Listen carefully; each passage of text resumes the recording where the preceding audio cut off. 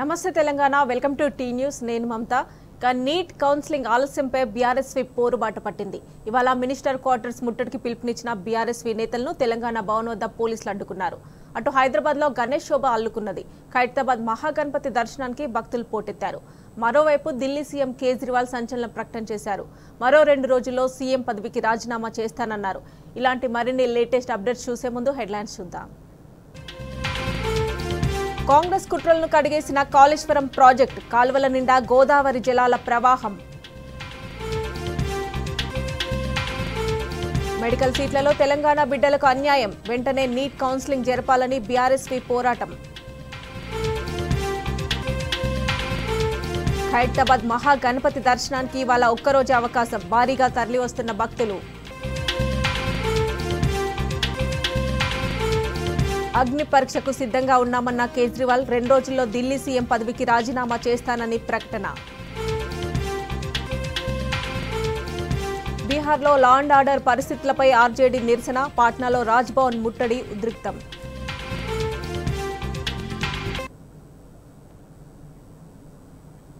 ఇక ఖైరతాబాద్కి మాజీ మంత్రి హరీష్ రావు చేరుకున్నారు. అక్కడి నుంచి మనం లైవ్ చూద్దాం.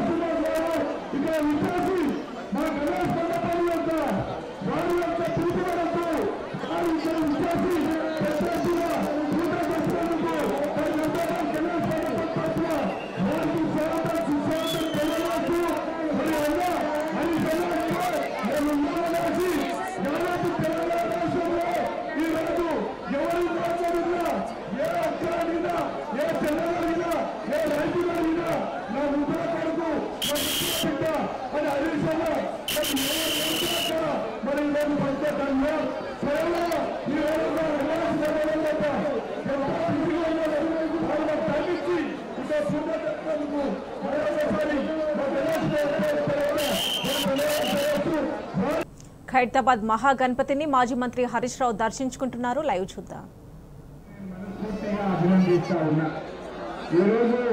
భారతదేశంలో మనది భారతీయ సంస్కృతి చాలా గొప్పది. భిన్నత్వంలో ఏకత్వం, ఏకత్వంలో భిన్నత్వం. అంటే మనం అందరం వేరువేరుగా జీవిస్తాం, కానీ ఏదైనా సందర్భం వస్తే అందరం ఒక్కటే ఒక్క గొంతుకై కదులుతాం. అదే భారతీయ సంస్కృతి. అది దసరా పండుగ అయినా, దీపావళి పండుగ అయినా, బతుకమ్మైనా, బోనాలైనా, శ్రీరామనవమైనా, వినాయక చవితి అయినా, హోలీ అయినా, రంగోలీ అయినా అందరూ కలిసి సామూహికంగా నిర్వహించుకునే గొప్ప సంస్కృతి మన భారతీయ సంస్కృతి అని చెప్పి గుర్తు చేస్తా ఉన్నా. ఈ సంస్కృతిని, భిన్నత్వంలో ఏకత్వాన్ని కలిగే ఈ సంస్కృతిని ముందు ముందు రాబోయే తరాలకు మనం దీన్ని కంటిన్యూ చేయాల్సినటువంటి బాధ్యత కూడా మనందరి మీద కూడా ఉంది అని మనం చేస్తా ఉన్నా. మేమందరం వినాయక చవితి అనగానే ఒక డివోషనల్ ప్రోగ్రాం అనుకుంటాం, కానీ ఇక్కడ ఒక డివోషనలే కాదు, ఎమోషన్ కూడా ఉంది. మీకు గుర్తు చేస్తా ఉన్నా, వినాయక చవితి డివోషనల్ తో పాటు ఎమోషనాలిటీ కూడా కలిగి ఉన్నది.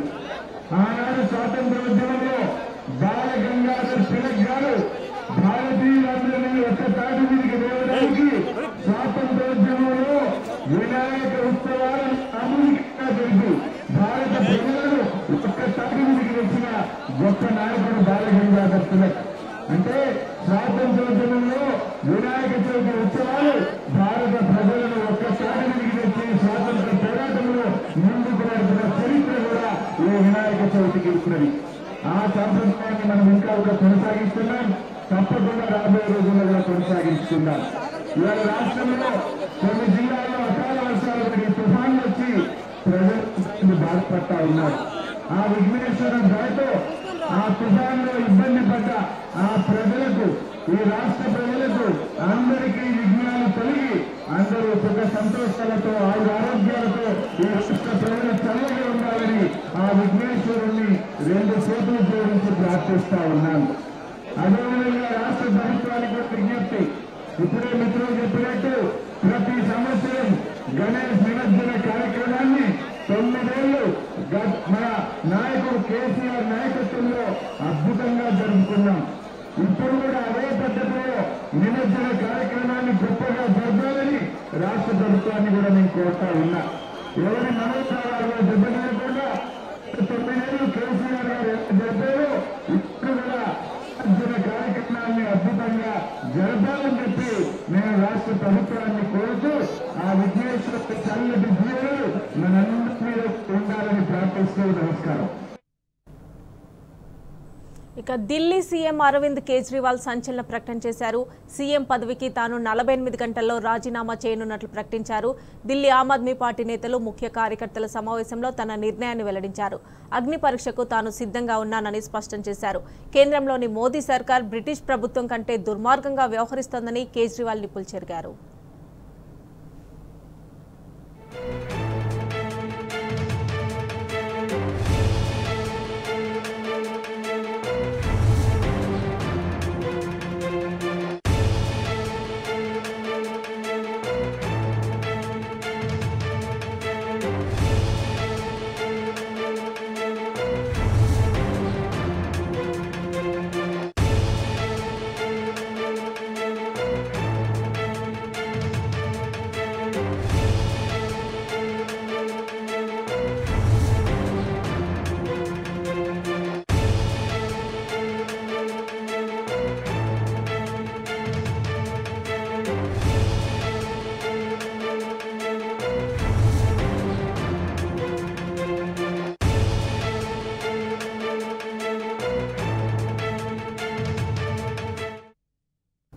ఢిల్లీ సీఎం అరవింద్ కేజ్రీవాల్ సంచలన ప్రకటన చేశారు.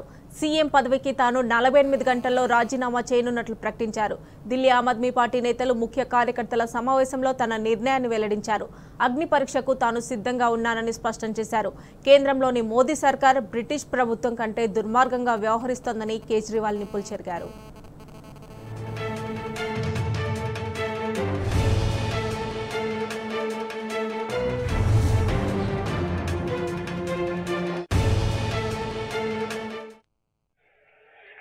इनको यह लग रहा था केजरीवाल को जेल भेज देंगे तो दिल्ली में इनकी पार्टी टूट जाएगी, दिल्ली में बीजेपी की सरकार बना लेंगे।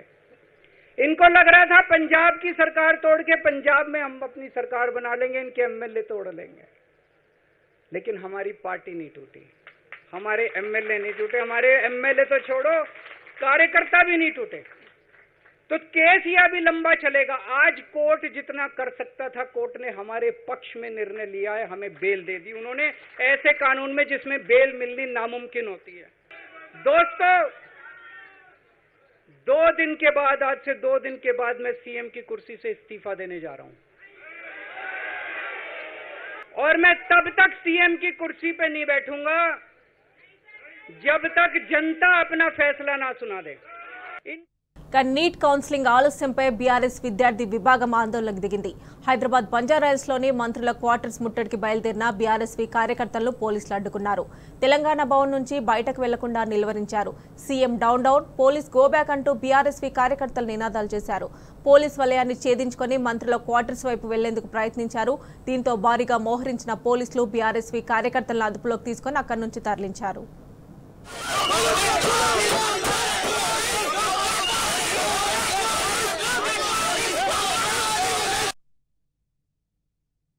మరి 33 తీసుకురావడాన్ని బీఆర్ఎస్ ఆధ్వర్యంలో మేము తీవ్రంగా వ్యతిరేకిస్తున్నాం.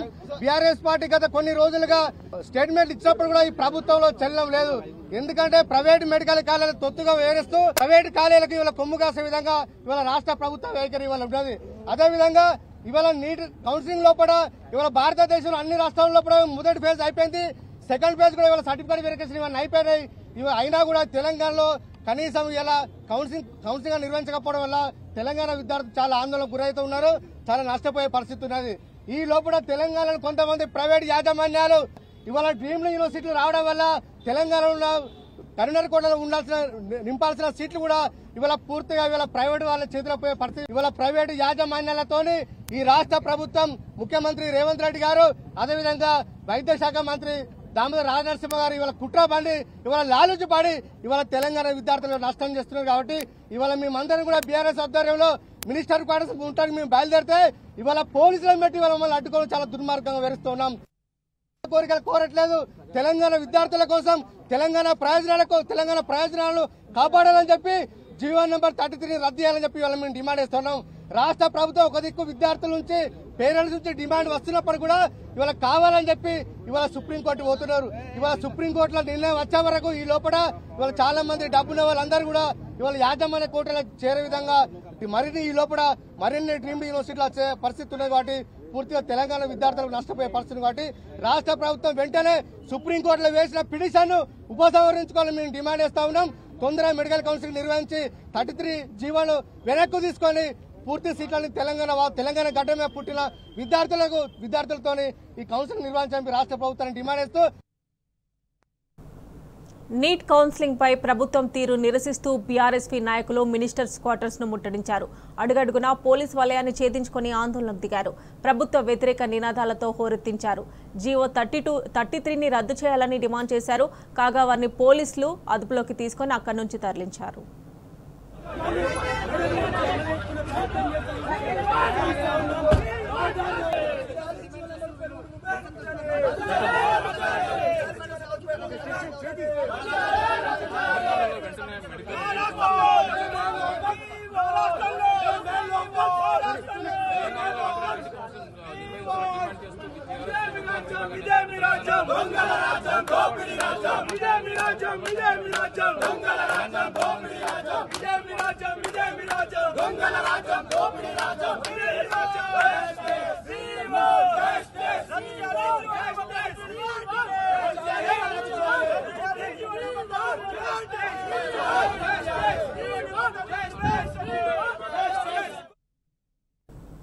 పాడి కౌశిక్ రెడ్డి ఇంటిపై కాంగ్రెస్ గుండాల దాడిని బీఆర్ఎస్ ఎమ్మెల్యేల మధ్య గొడవగా చిత్రీకరించిన మంత్రి శ్రీధర్ బాబుపై కేటీఆర్ తీవ్రస్థాయిలో మండిపడ్డారు. శ్రీధర్ బాబు లాజిక్ ప్రకారం మీ చిట్టినాయుడు కూడా ఇంకా టీడీపీలోనే ఉన్నాడా లేక కాంగ్రెస్ లో ఉన్నాడా అంటూ ప్రశ్నించారు. మంత్రి లాజికే నిజమనుకుంటే బీఆర్ఎస్ ఎమ్మెల్యేల ఇళ్ల చుట్టూ తిరిగి వారికి కాంగ్రెస్ కండువాలు కప్పిన సన్యాసి ఎవరంటూ కేటీఆర్ తీవ్రస్థాయిలో మండిపడ్డారు. నీతిమాలిన రాజకీయాలు ఎందుకు చేస్తున్నారంటూ నిప్పులు చెరిగారు. పార్టీలో చేర్చుకోవడం ఎందుకు, ఆ తర్వాత పదవులు పోతాయనే భయంతో నాటకాలెందుకు అంటూ నిలదీశారు.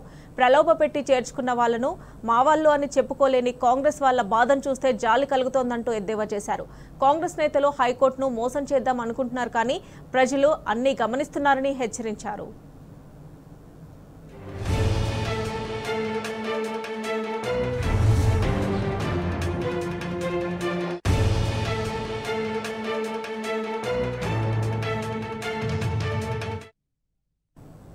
కాంగ్రెస్ సర్కార్ తీరుపై మండిపడ్డారు బీఆర్ఎస్ వర్కింగ్ ప్రెసిడెంట్ కేటీఆర్. అబద్దాల పాలనలో గురుకురాలను చిల్లచూపు చూస్తున్నారని విమర్శించారు. 1వ తేదీన జీతాలు అన్నారు, ఇదేనా అని ప్రశ్నించారు. జీతాలు సమయానికి ఇవ్వకపోతే వాళ్ళ కుటుంబాలు గడిచేది ఎట్లా అని నిలదీశారు. గురుకులాల్లో విద్యార్థుల ఆరోగ్యానికి రక్షణ, వారి ప్రాణాలకు భరోసా లేదన్నారు.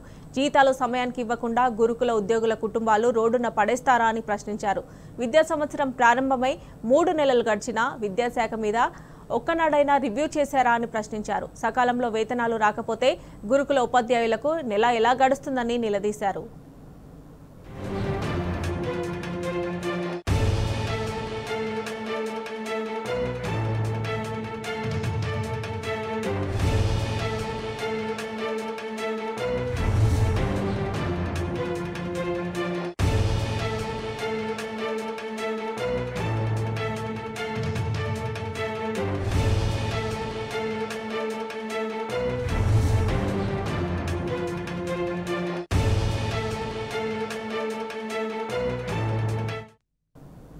బీఆర్ఎస్ సీనియర్ నేత నాగం జనార్దన్ రెడ్డిని కేటీఆర్ పరామర్శించారు. ఆరోగ్య సమస్య అనంతరం కోలుకుంటున్న నాగం జనార్దన్ రెడ్డిని ఆప్యాయంగా పలకరించి ఆరోగ్యం గురించి అడిగి తెలుసుకున్నారు. కేటీఆర్తో పాటు మాజీ మంత్రి శ్రీనివాస్ గౌడ్, బీఆర్ఎస్ శ్రేణులు ఉన్నారు.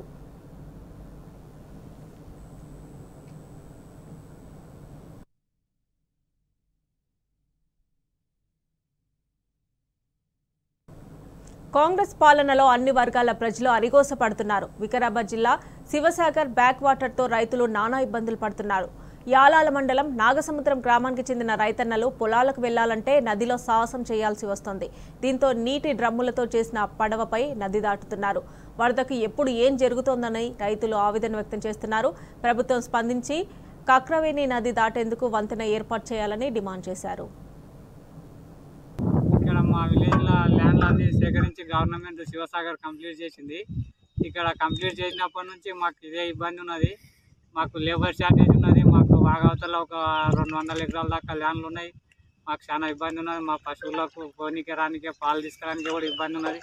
ఒక 4-5 గంటలకు లేచి ఈ వాగులో ఈ పడవల మీద పోలే ఇప్పుడు ఏమైతే తెలియదు. ఒక నీళ్ళు వాటర్ ఎక్కువ వచ్చినప్పుడు మళ్ళీ ఒక 15 కిలోమీటర్లు దూరం పోయి రావాలి. అట్లా గుర్తుల మీదకి వెళ్ళి దీని గురించి గవర్నమెంట్ ఏమన్నా ఒక బ్రిడ్జ్లాగా మాకు వంతెనలాగా కట్టిస్తే బాగుంటుందని కోరుకుంటున్నాం. ఇవి bulletin updates. Keep watching tea news.